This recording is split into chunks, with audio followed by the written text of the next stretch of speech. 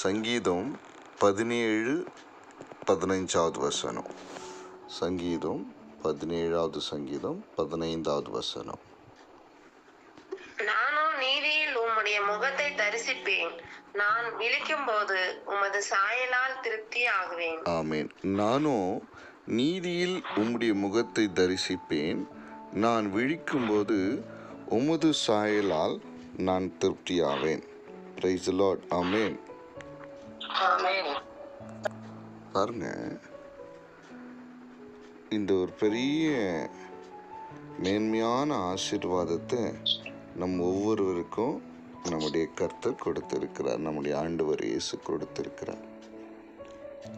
இன்னைக்கு இந்த உலகத்தில் எத்தனையோ கவலைகளோடு, போராட்டங்களோடு, வேதனைகளோடு, துன்பங்களோடு, பாரங்களோடு, தோல்விகளோடு நிறைய பேர் என்ன பண்ணுறாங்க? படுத்து தூங்குறாங்க. ஆமாம் தானே? அப்படி அவங்க விழிக்கும் போது பலதரப்பட்ட கவலைகள் அவங்களுக்கு, பலதரப்பட்ட கவலைகள் என்ன பண்ணுது? அவங்களை சூழ்ந்து கொள்கிறது. பயம் சூழ்ந்து கொள்கிறது. வேதனைகள் சூழ்ந்து கொள்கிறது. நீங்க யோபு 7ஆம் அதிகாரத்தில் 3வது வசனம், 4வது வசனம், 5வது வசனத்தை வாசிக்கலாமா? யோபு 7:3. மாதங்கள் என்னுடைய சுதந்திரமா, சஞ்சலமான ராத்திரிகள் எனக்கு குறிக்கப்பட்டு நான் படுத்துக் கொள்ளுகிற போது எப்பொழுது எழுந்திருப்பேன், நாக்காலம் எப்பொழுது முடியும் என்று சொல்லி கிழக்கு எப்போதும் என்று போகிறது. என் மாம்சம் பூச்சிகளினாலும் அடைப்பற்றின புழுதியினாலும் மூடப்பட்டிருக்கிறது. அருவருப்பாயிற்று. இங்க பார்க்கிறோம், மாயையான மாதங்கள் என்னுடைய சுதந்திரமாகி சஞ்சலமான ராத்திரிகள் எனக்கு குறிக்கப்பட்டது. நான் படுத்துக் கொள்கிற போது எப்பொழுது எழுந்திருப்பேன், ராக்காலம் எப்போது முடியும் என்று சொல்லி கிழக்கு வெளுக்கு மட்டும் அரண்டு புரளுகிறதினால் எனக்கு போதும் என்று போகிறது.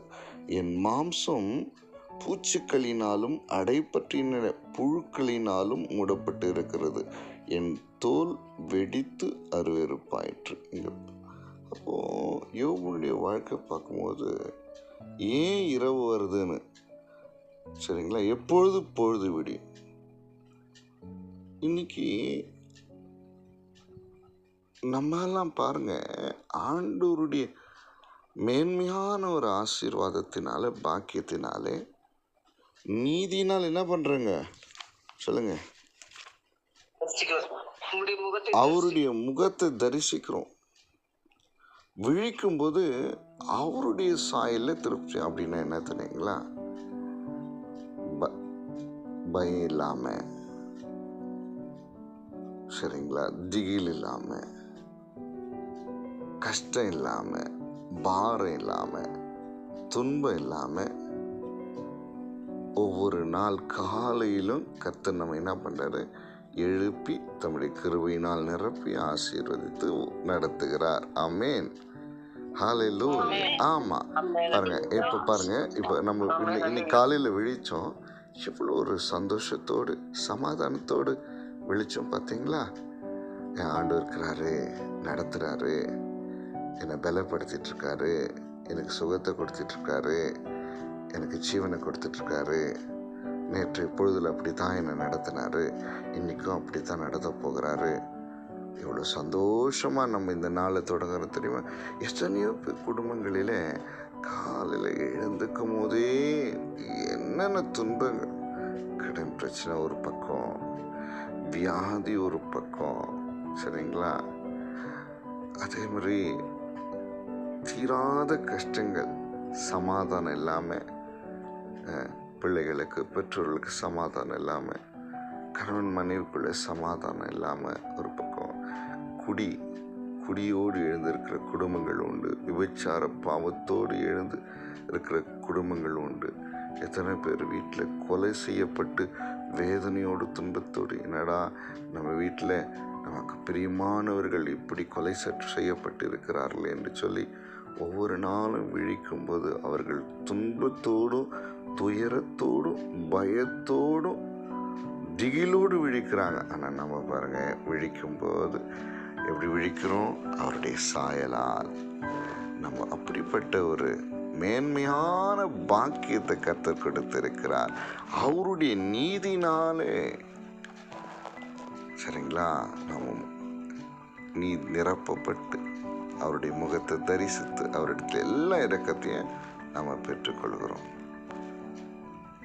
ஒரு காலத்தில் நாம கூட படுக்கும்போது பாவத்தோடு படுத்தோம், வேதனையோடு படுத்தோம், அக்கிரமத்தோடு படுத்தோம். சரிங்களா? பலவிதமான போராட்டங்களோடு பிசாசனுடைய கிரியைகள் நம்முடைய வாழ்க்கையில் நம்மை அநேக வேளைகளை கொடுமைப்படுத்தியது. அப்படிப்பட்ட இரவுகள் நமக்கு இல்லாமல் இல்லை, அப்படிப்பட்ட பகல்கள் நமக்கு இல்லாமல் இல்லை. அப்படிப்பட்ட துன்பத்தோடு நாம் விழித்திருந்த காலங்கள்லாம் அநேகமாக இருந்தது. ஆனால் ஆண்டவராகிய இயேசு கிறிஸ்துனுடைய அன்பு நமக்கு கிடைத்த பிறகு, அவருடைய மகிமை நம்ம மேல உதித்த பிறகு எல்லாம் மாறி போச்சு. எல்லாம் மாறி போனோம். இப்போ ஆமாம், எத்தனையோ இரவுகள், எத்தனையோ வருடங்கள், எத்தனையோ காலங்கள் அவமானத்தோடு எழுந்த காலங்களெல்லாம் என் வாழ்க்கையில் உண்டு. போராட்டத்தோடு எழுந்த காலங்கள், பயங்களோடு எழுந்த காலங்கள், என்ன நடக்க போகிறது என்று சொல்லி திகிலோடு எழுந்த காலங்கள். ஆனால் இன்னைக்கு பாருங்க, கர்த்தர் எனக்கு இருக்கிறார், அவர் என்னை நடத்தி கொண்டு இருக்கிறார்.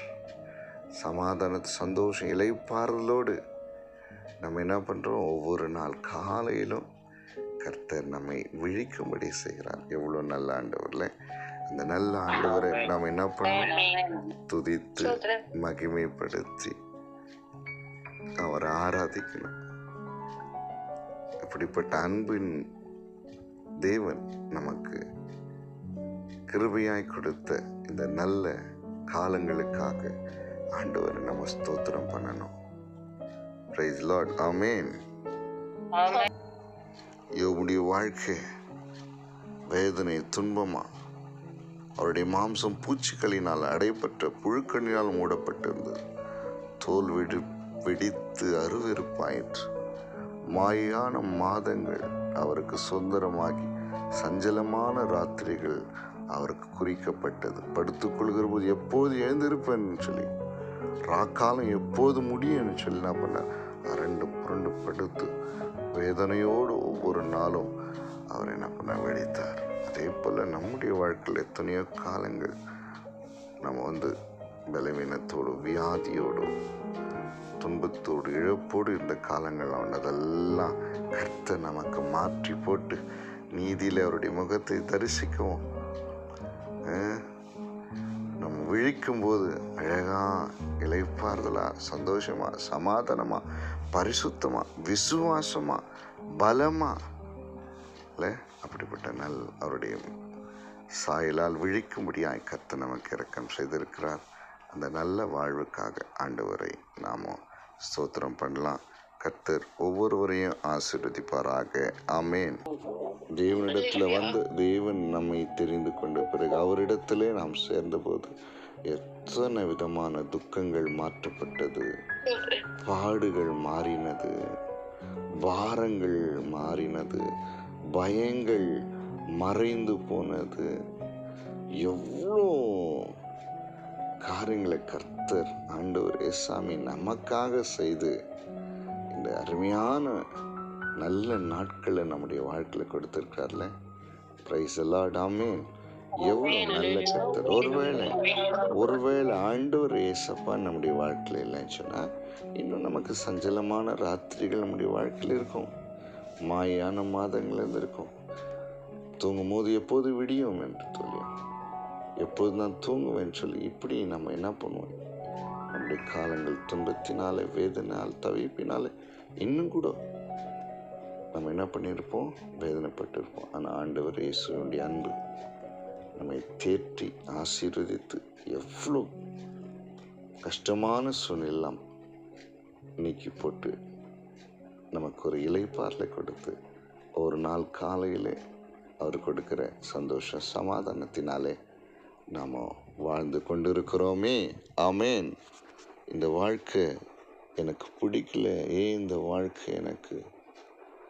வாழ்க்கை இல்லைன்னா நல்லா இருந்திருக்குமே, கொடுமையான வாழ்க்கையாக இருக்குதுன்னு சொல்லி கலங்கின காலங்களெல்லாம் உண்டு என் ஆண்டவர் இயேசுவே. ஆனால் எல்லாவற்றையும் என் ஆண்டவராகிய இயேசு கிறிஸ்துவே நீங்கள் மாற்றினீங்களே.